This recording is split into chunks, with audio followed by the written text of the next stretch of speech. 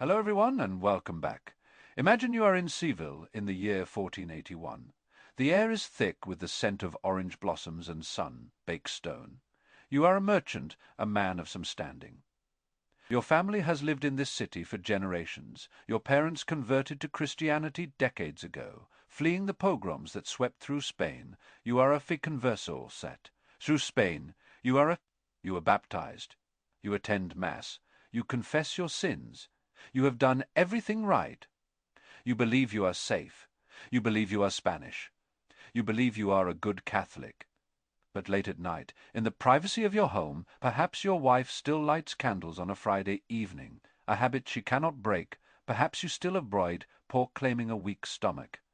These are ghosts of the past, they are also secrets. And in the Spain of Ferdinand and Isabella, secrets are a currency traded in blood. One night there is a knock on your door. It is not the familiar rap of a neighbor. It is heavy, official, impatient when you open it. You see them, men in dark robes, their faces grim, impassive. They are the Sanfamiliasive. They are the servants of the Inquisition. They do not say who accused you. They do not say what you have done. They simply say your name and tell you to come with them. Your wife screams, your children cry, but you cannot resist.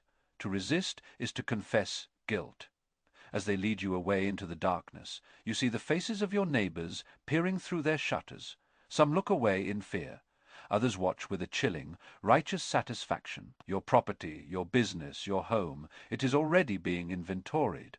It no longer belongs to you. It now belongs to the crown and the church. You have just become a cog in a machine, a terrifying, brutally efficient machine built in the name of God. A machine from which almost no one, once inside, ever escapes whole. This wasn't a sudden storm. It was a plague that had been festering for a century. To understand the Spanish Inquisition, you can't start with the dungeons and the flames. That's the end of the story. You have to start with the poison that seeped into the soil of Spain long before. The year 1391, a wave of horrific violence, the massacres of 1391, swept across the Iberian Peninsula. It was a firestorm of anti-Semitic fury. Synagogues were burned. Thousands of Jews were slaughtered. Tens of thousands more were given a stark choice, baptism or death. They chose baptism. They became the tant conversos tart, the new Christians on the surface. The problem was solved. Spain was becoming more Christian. But underneath, a new, more insidious problem was born. A problem of suspicion. Do they still practice their old ways in secret? The old Christians, those with pure Christian ancestry, watched them with envy and distrust. The conversos were often educated, successful merchants, doctors, and financiers. They integrated into the highest levels of Spanish society, even into the church itself, but their success bred resentment. They were seen as a fifth column, a hidden enemy within the walls. Rumors began to spread, dark whispers of secret rituals, of crucifixes being desecrated, of Christian children being murdered. The word Judaizer became a weapon, a brand of ultimate betrayal. This paranoia simmered for decades, a sickness in the nation's blood. It was a sickness that the new monarchs of Spain, Ferdinand of Aragon and Isabella of Castile, would learn to exploit with chilling genius. Ferdinand and Isabella, history paints them as the pious founders of a unified Spain, the patrons of Columbus. And they were also master political strategists, cold, calculating, and utterly ruthless. They inherited a collection of fractured kingdoms, not a single country. The nobility was powerful and unruly, their authority was fragile. They needed something to unite the people, something to bind Castile and Aragon together with an unbreakable bond. They needed a common cause, and they found it in a terrifyingly simple idea: one nation, one monarch, one faith. Religious unity wasn't just a spiritual goal. A hammer to forge a new Spanish identity and crush all dissent. The final piece of the Reconquista, the centuries-long war to reclaim Spain from the Moors, was underway. The southern kingdom of Granada was the last Muslim stronghold. War is expensive. Ferdinand and Isabella needed money, vast sums of it. And conveniently, many of the wealthy conversos were suspected of heresy. The logic was as simple as it was brutal. If a converso could be proven to be a heretic, a secret Jew, then their property could be confiscated by the state. The Inquisition wasn't just a spiritual crusade, it was a state-sanctioned shakedown. It was a way to fund a war, consolidate power, and eliminate a perceived internal threat all at once. It was the perfect weapon, but a weapon needs a hand to wield it. In 1478 they petitioned Pope Sixtus IV, and he granted them their wish, a papal bull authorizing the monarchs to establish their own Inquisition independent of Rome's control. This was a Spanish Inquisition for Spanish purposes, and to lead it they found the perfect man, a man whose name would become synonymous with religious terror for all time. A man of iron will, unshakable faith, and a capacity for cruelty that was truly breathtaking. His name was Tomás de Torquemada, was not a monster in the way we might imagine. He didn't revel in bloodshed for its own sake. He was worse. He was a true believer, a Dominican friar. He was the Queen's own confessor, a man of austere habits and profound piety. He saw heresy not as a difference of opinion, but as a cancer, a deadly disease that threatened to corrupt the soul of Spain itself. And like a surgeon facing a malignant tumor, he believed it had to be cut out with fire and steel. No matter the pain, no matter the cost. There's a dark irony to his story. Many historians believe that Torquemada himself had converso ancestry. The grand architect of pure, blooded orthodoxy may have carried the very taint he sought to destroy. Whether he knew it or not, it adds a layer of horrifying psychological complexity to his crusade. He wasn't just purging Spain, perhaps he was trying to purge something within himself. In 1483, Torquemada was appointed Grand Inquisitor.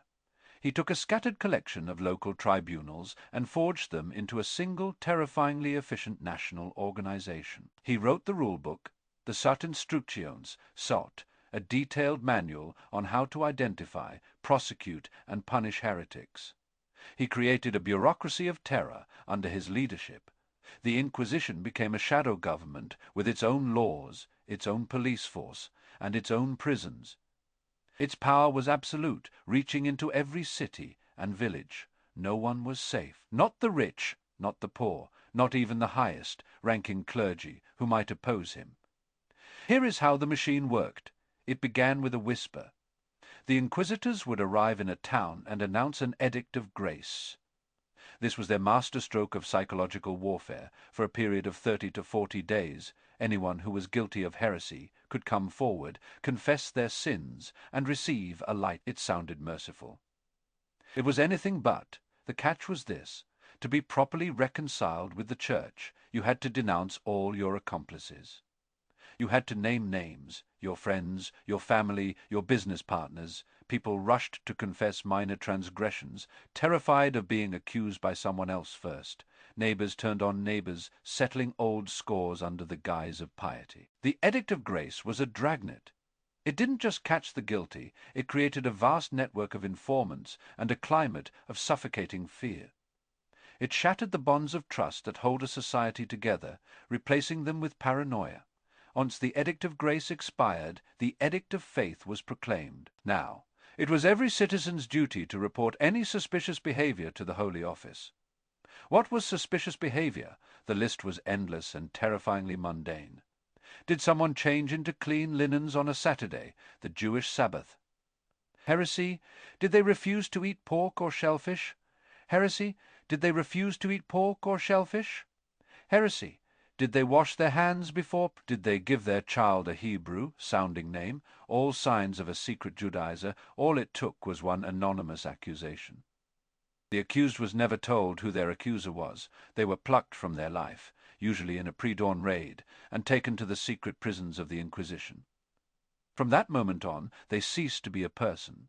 They became a case file. The accused was thrown into solitary confinement. They might languish there for months, even years, with no idea what they were being charged with.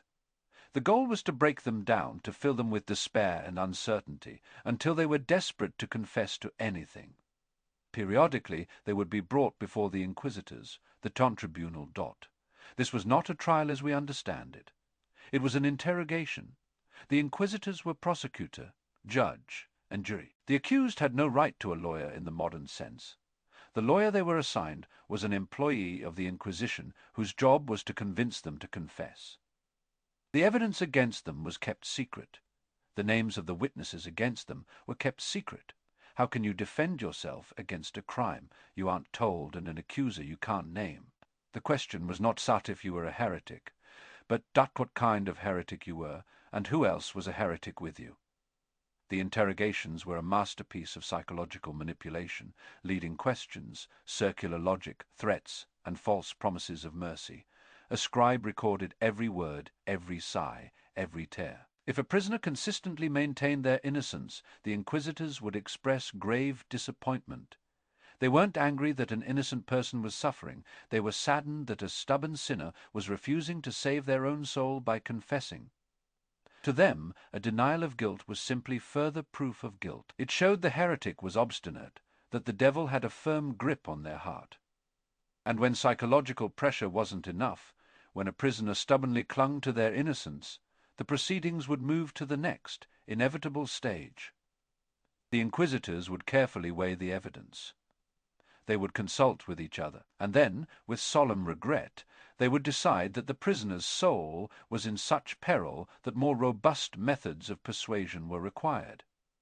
They would vote to proceed to the question. To torture there. The torture chambers of the Spanish Inquisition were not places of chaotic, sadistic rage. They were clinical, bureaucratic environments. Everything was done according to the rules. A scribe, a doctor, was often on hand to advise the torturers on how far they could go without accidentally killing the prisoner. A dead prisoner, after all, cannot confess. The rules stated that torture could not be repeated. But the inquisitors had a clever workaround. They would simply suspend the session and then resume it days later, claiming it was a continuation of the same act of torture, not a new one. This could go on for weeks. 3 methods were most common. The first was the sant strapado, or pulley. The prisoners' hands were tied behind their back, and the rope was looped over a pulley on the ceiling. They were then hoisted into the air, dislocating their shoulders with an agonizing crack. Sometimes weights were added to their feet to increase the pain. They would be left hanging, then suddenly dropped, stopping just short of the floor, jerking their limbs. If that failed to produce a confession, they would move to the fantoca, the water torture. The victim was tied to a ladder or a rack with their head lower than their feet. Their mouth was forced open, often with an iron prong. A linen cloth, the jantokatat, was placed in their throat, and water was slowly poured onto it from a great height. The cloth would carry the water down their throat, filling their stomach and lungs, giving them the sensation of drowning. They would gasp and struggle, suffocating, as jug after jug of water was poured. The pressure in their stomach and chest would become unbearable. The scribe would stand by, patiently writing down any screams or pleas that could be interpreted as a confession. Finally, there was the satpatrot, the rack. The prisoner's wrists and ankles were tied with ropes that were looped around rollers at either end of a wooden frame. A torturer would turn the handles, slowly, deliberately, stretching the victim's body. Ligaments would tear, joints would pop and dislocate. The pain was absolute, a white-hot agony that consumed every thought. The goal was simple, to create a level of physical suffering so immense that the victim would say anything, confess to anything, just to make it stop. Did you desecrate a crucifix? Yes. Did you attend a secret synagogue? Yes. Did you murder Christian children and drink their blood? Yes. Yes. Anything you want. Just make it stop. And the scribe would write it all down. The confession, extracted under unimaginable duress, was then taken as the literal truth. The victim would be carried back to their cell, broken in body and spirit. Later, they would be brought before the inquisitors again and asked to ratify their confession. If they recanted, claiming it was given only to stop the pain, the inquisitors would express their sorrow. The prisoner was relapsing into heresy. The torture would have to be continued. Very few could hold out. The system was designed to produce confessions. And it was brutally effective. Let's be clear about what was happening here. This wasn't just about faith. This was about control. This was about power, and this was about money. From the moment of arrest, all of the victim's assets were seized by the Inquisition. This sequestration paid for the cost of the prisoner's own incarceration and trial, a truly diabolical irony. They were forced to pay for their own persecution. Whatever was left over was split between the royal treasury and the Holy Office itself. The Inquisition was a profitable enterprise. Inquisitors became wealthy men. There was a powerful financial incentive to find people guilty, and acquittal meant no profit. A conviction, especially of a wealthy merchant, could be a windfall. This fusion of religious zeal and naked greed created a self-perpetuating cycle of terror. Entire industries grew up around it. Professional witnesses would travel from town to town, selling false testimony against anyone who could afford to be a target. Feuds and business rivalries were settled not in the courts of law, but through anonymous denunciation to the Holy Office. The Inquisition became a tool for the powerful to eliminate their rivals and for the desperate to earn a few coins. It corroded the very fabric of society. After months or years in the dungeons, after interrogation and torture, the trial would finally conclude. The inquisitors would review the case file, the secret accusations, the testimony of unknown witnesses, the coerced confession. And they would pass sentence. There were many possible outcomes. Some were acquitted, though this was incredibly rare. Others were given lighter penances. They might be forced to wear a penitential garment, a yellow tunic called a San Benito garment, a yellow tunic called a San Benito. This marked them publicly as a former heretic, shaming them and their family for generations. They might be flogged, sent to the galleys, or sentenced to life in prison. But for those deemed unrepentant heretics, or those who had relapsed after a previous conviction, the sentence was different. They were to be relaxed to the secular arm. This was a chilling euphemism. The Church, in its infinite mercy, did. So the Inquisition would simply hand the condemned prisoner over to the state authorities for the appropriate punishment. Everyone knew what that meant: death by fire. The final act of this horrifying drama was the bentorto, daf fetorto, daf fetat, the act of faith. This was not a grim, hidden execution. It was a massive public spectacle, a piece of religious theatre designed to awe, and on the day of the auto da set, the entire city would shut down. A huge procession would snake through the streets towards the main square. At its head would be the Dominican friars, carrying the green cross of the Inquisition. Behind them would come the condemned, a parade of human misery. Those who had confessed and repented were granted a small mercy. They would be garroted, strangled to death. Before their they wore San Benitos painted with simple red crosses. But the unrepentant, the ones who maintained their innocence to the end, wore San Benitos painted with flames and demons. They wore tall, pointed hats, also covered in demonic figures. They were being paraded as trophies, as warnings. They were alive, but they were already citizens of hell in the eyes of the crowd. In the square, a huge stage would be erected. The prisoners would be lined up before the assembled dignitaries of the Church and State. A long sermon would be preached, extolling the virtues of the Holy Office and the evils of heresy. Then the sentences would be read aloud, one by one, a litany of supposed crimes and punishments that could last for hours. The crowd would listen, a mixture of fear, piety, and morbid excitement. This was a holiday, a festival of purification. Finally, the moment would come. The relaxed prisoners would be formally handed over to the secular authorities. They were then marched or dragged to the Botquimederot, the burning place, which was usually located just outside the city walls. Stakes would be waiting. The unrepentant would be chained to them. The crowd would surge forward to watch, jostling for a better view. Priests would make one last-ditch effort to save the heretic's soul, urging them to confess even now. A few, facing the horror of the flames, would break and repent, earning the mercy of a quick strangulation.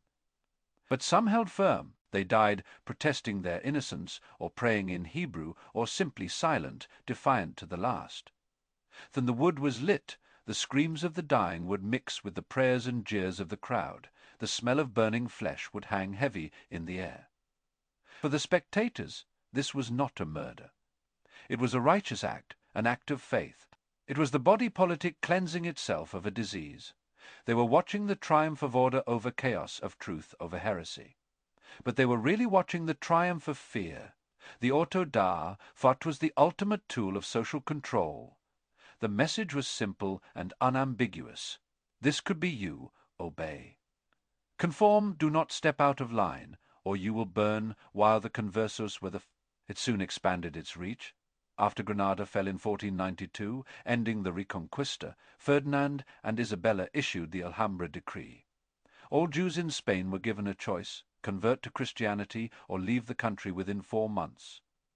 They could not take their gold, silver, or horses with them. It was an act of mass ethnic cleansing. An estimated 50,000 converted, creating a new vast population of conversos for the Inquisition to watch over. Over 100,000 fled, creating the Sephardic diaspora across the Mediterranean and beyond. Spain had purged itself of one of its most vibrant and economically productive communities. Next came the Muslims. The pressure mounted for Scott. After an initial period of promised tolerance, they too were forced to convert, and they too became targets of the Inquisition, accused of secretly practicing Islam. The machine ground on, always finding new fuel. It turned against the Protestants, the Lutherans, who were hunted down with ruthless efficiency. It turned against the mystics and spiritual reformers within the Catholic Church itself, the Satalambrados taught, whose personal experience of God was seen as a threat to the Church's authority. It even turned against scholars and scientists.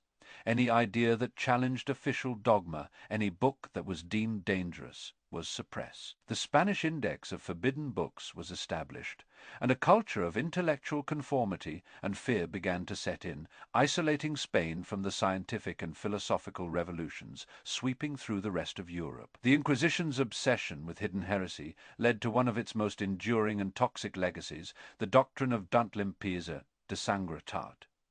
Purity of blood. It was no longer enough to be a good Catholic, to hold any public office, to join a religious order, or to attend a university. One had to prove that they had no Jewish or Muslim ancestry for generations back. An entire bureaucracy emerged to investigate genealogies. Spain became obsessed with bloodlines, creating a rigid, paranoid social hierarchy based on race. Not just faith. This racial anxiety poisoned Spanish society for centuries. Consider the case of the Holy Child of La Guardia, a perfect example of the Inquisition's methods. In 1491, on the eve of the expulsion of the Jews, a bizarre show trial was convened. A group of conversos and Jews were accused of the ritual murder of a Christian child.